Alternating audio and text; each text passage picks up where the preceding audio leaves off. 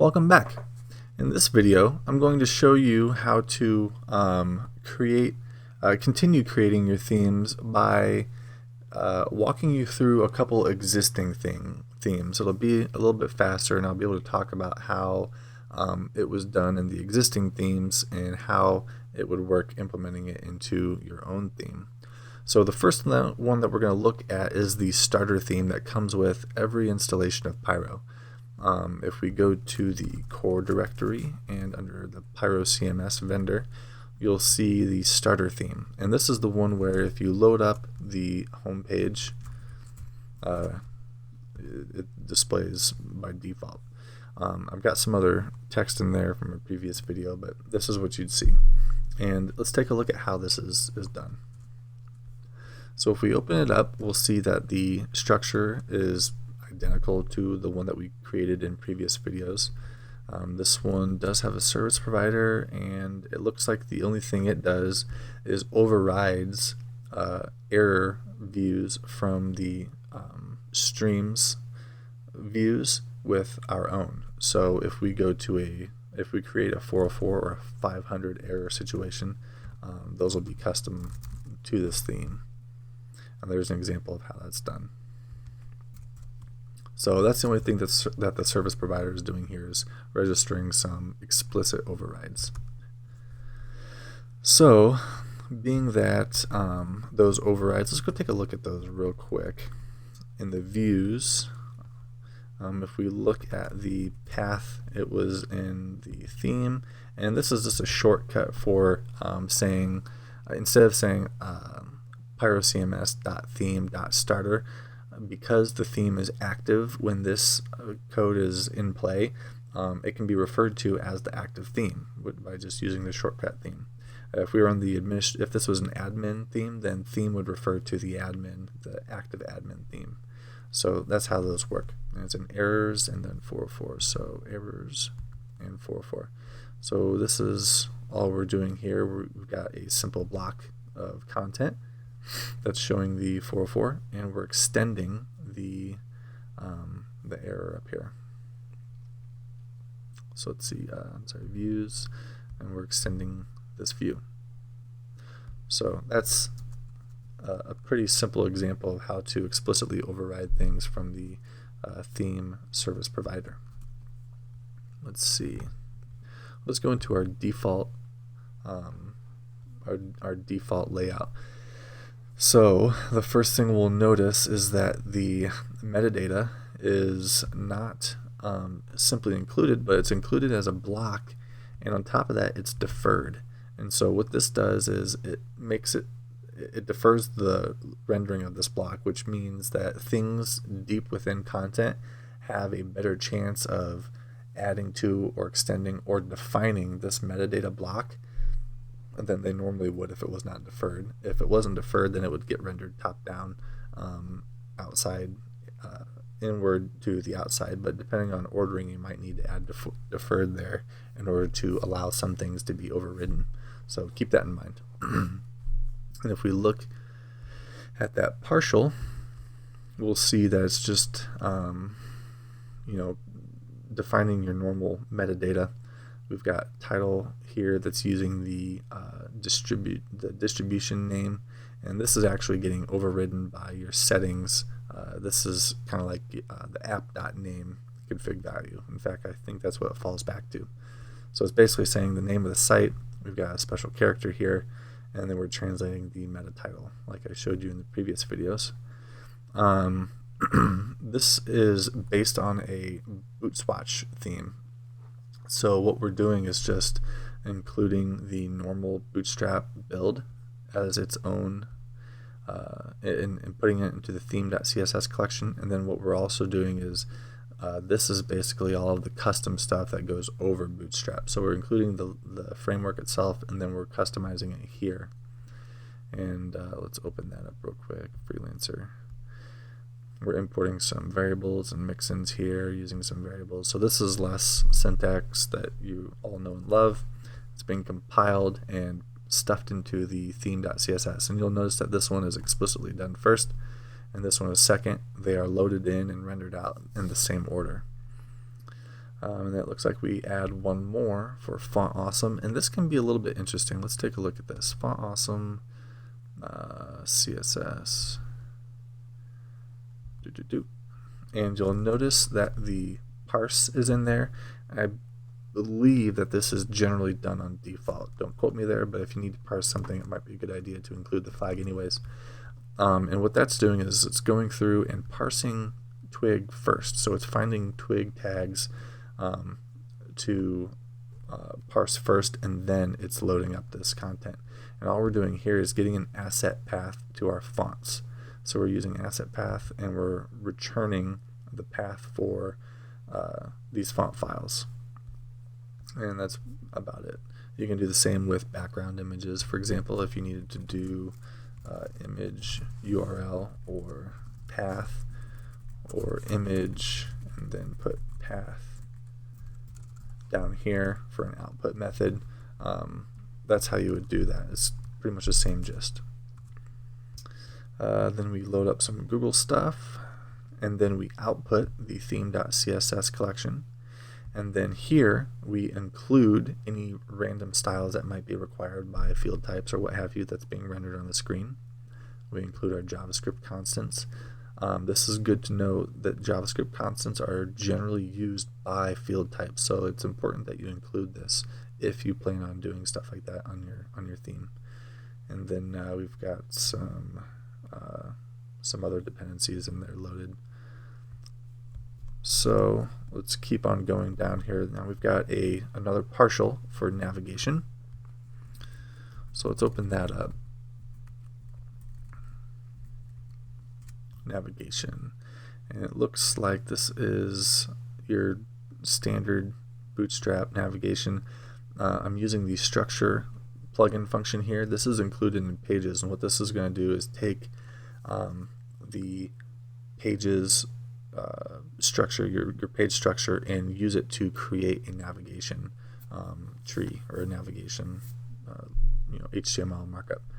And then this is just adding some classes to it, and that module will be documented so you can take a look at all those separate options and what they do to your output. And then I escape it. So that's pretty generic stuff. Looks like I've got an image in here, and I'm including the logo.ping file from the theme, and I'm adjusting its height and outputting it. And because I'm not including any output method and I'm using the image function, it's going to output the tag, and that's where you see this right here.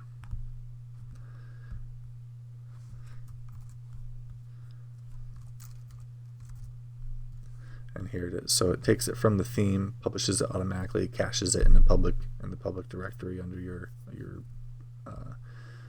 our default application folder, and makes it available to use, and returns the path here where the tag is. So it returns this.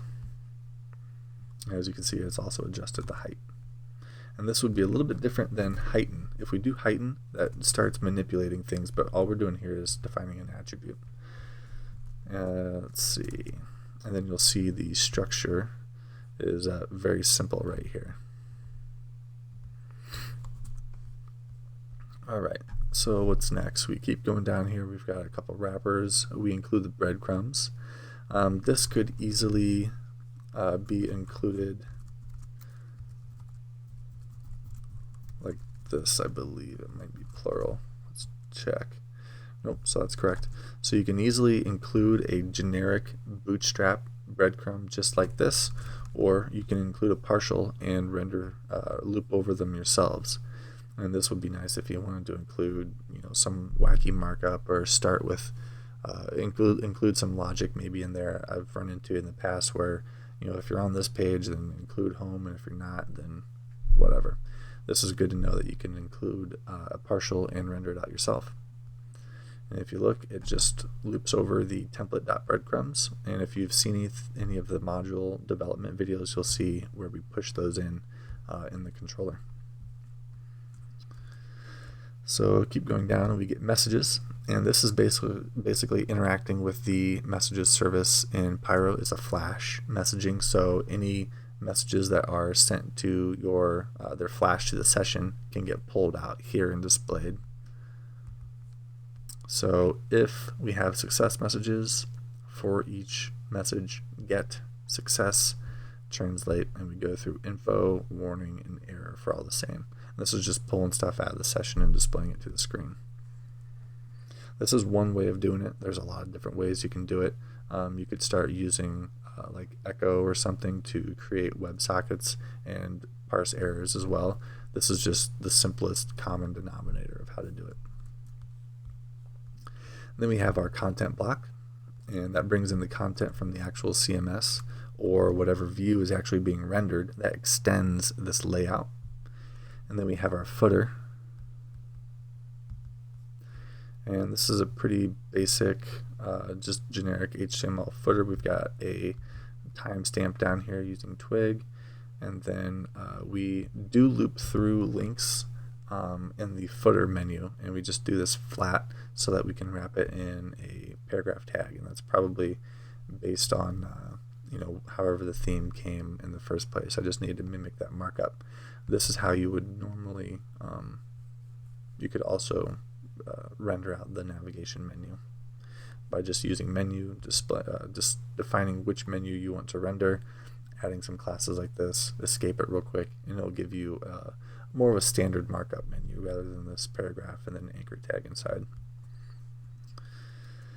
Alright, and if we keep going, the last thing that you see is scripts, and this is just a deferred loading of scripts here. We include jQuery, we include the Bootstrap JavaScript file, we include some other stuff. You'll notice it's putting it in theme.js, so it's going to smash all this stuff together into one. We're going to minify the output with the min flag here. Looks like we're including easing from a CDN. And then we're also going to, just like we did in the head for the styles.css, we're going to loop over the scripts.js so that we can include JavaScript from other dependencies in the load, like field types and what have you.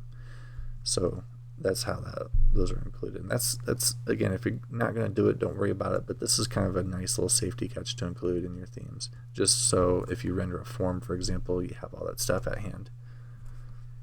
So now that we've gone over our existing theme, we've kind of taken a look at how things are done.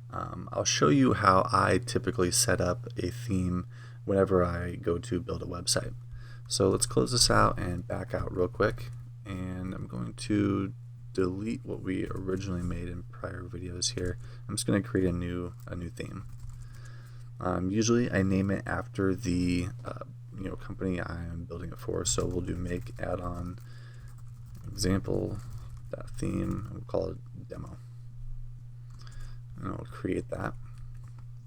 And from there, what I'll do is go to GitHub, and this is open source. There's nothing special about it. It's just a blueprint basically that I use, and I will use my Bootstrap 4 theme. I'm going to download it, and we'll open that up. And this is basically what I do right here. I copy the resources directory,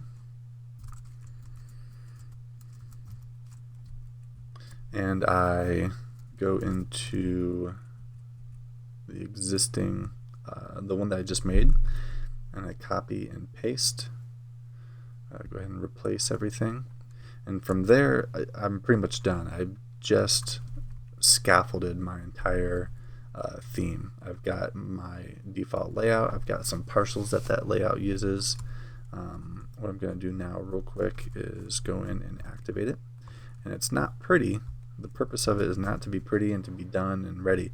It's to get me ready to build out the theme. It's going to set up Bootstrap. It's going to set up variables, and it's going to set it up in a way that my variables override Bootstrap's where they are duplicate, and then it's also going to set up some PHP variables that makes it so that I can include variables for my theme for field types and stuff that use variables elsewhere. So if I change my branding and I want to include a field type, for example, that has branded colors in it, it'll pick up my theme my variables.php file in my theme, and it'll allow the compilers to use that when handling assets for field types. So that's what we're going to do here. Real quick, I'm just going to go into settings and close that out and go down to my public theme here, change it to Bootstrap, save and reload, and it's going to look kind of meh. But the important part is as follows. If we take a look at our resources, we've got our fonts all ready to go. We have our initialize script here. I can start adding some general initialization stuff that needs to be done for the theme. We've got vendor folders here ready to use or not use. Honestly, I usually only use Bootstrap and jQuery. I haven't used these other ones in a while. It might be due for an update. We have our styles in SCSS ready to go. We've got animate.css that's been migrated to SCSS. We have our Bootstrap basically clone. The only thing I'm doing different here is if you'll look at the Bootstrap file, I'm including my variables and my mixins, and those will basically merge up into this replaces Bootstrap variables completely, and this is just a duplicate in my theme folder as what would normally be here in the Bootstrap folder, but this lets me control the variables for Bootstrap from my own single file. And then same thing with mixins, except this one merges into existing mixins. So some will be overwritten, some won't be. Let's see here. So that pretty much stays exactly the same. This is all pulled in for Font Awesome. And then the only thing I have to do is define my theme.css here. I've got my variables and mixins. Variables is a duplicate of what comes with Bootstrap, and I can start modifying that right away. And then mixins is empty, and I can add things as needed there. So by default, all I need to do, for example, is I'll usually create a directory for layout styles. And let's do a new file for the header. And I'll do something like header and start making all of my classes. And I'll do one for header and footer and different blocks on the home page. Maybe I'll do in a layout, and then I'll have like a components folder with things like typography and alerts and other things that I'm overriding from Bootstrap generally. And then sometimes I'll have a pages directory where I have style sheets that focus on specific pages or specific add-ons, like a specific splash page or what have you, whatever. But you can start ordering these things out, and then all I have to do is include them here. Oops. Import layout header. And when I reload, let's see here, let's do something that we can see.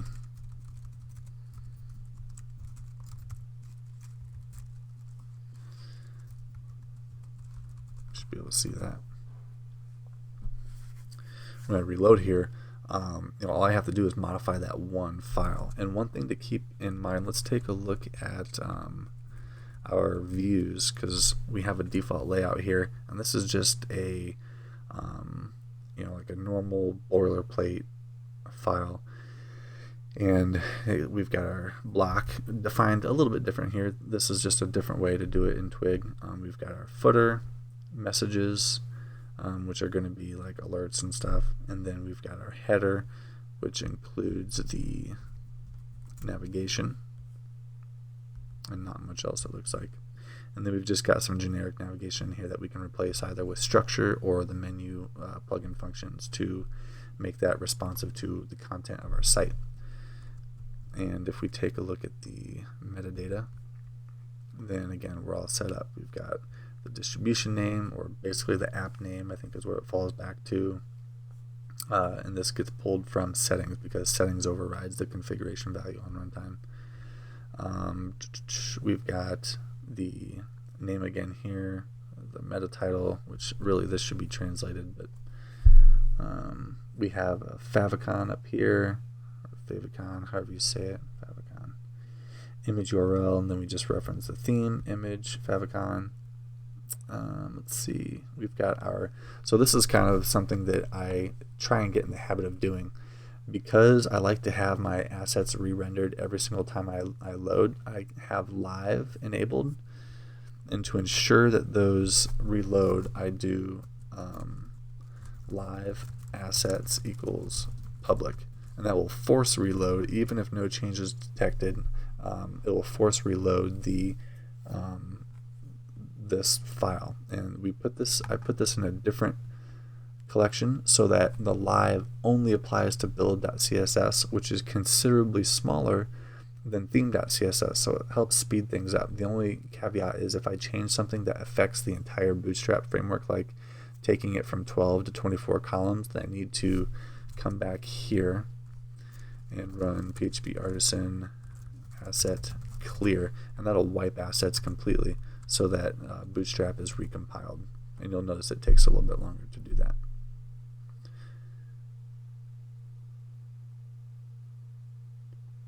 And then once this loads, because we're only force recompiling that one collection, when this reloads, then it's much faster because we don't have to worry about all that other stuff.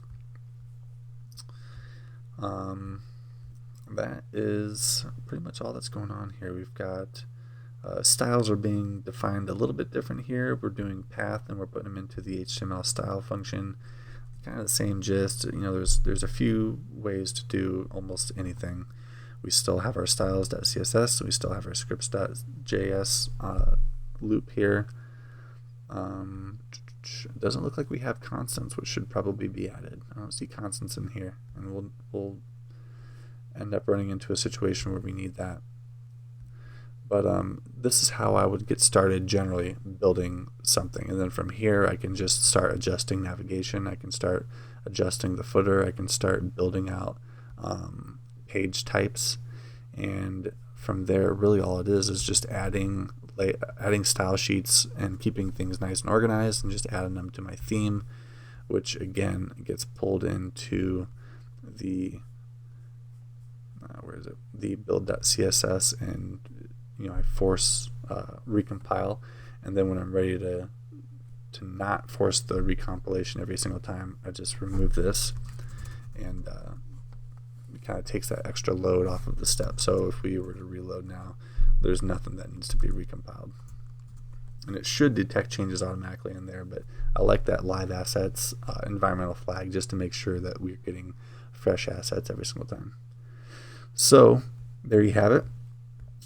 From here, I hope you guys can build some awesome themes. It really is a very easy thing to do, especially if you start with a boilerplate that takes out some of the more monotonous stuff. Like I said, I download this, replace it in a theme that I name after the project that I'm working on, and start getting to markup and styles. It's very quick to deploy. And at the same time, you can see how you can download pretty much any HTML theme ever, WordPress or Drupal or what have you, anything, and bring in the styles and slap them in here, and include them with the asset service, and split up the markup into partials and what have you, and really take something that's designed for a different system and put it into Pyro in a matter of minutes. It really does not take any time at all. It's very easy to do. So if you've got any questions, leave them below. Other than that, I'll see you guys next time.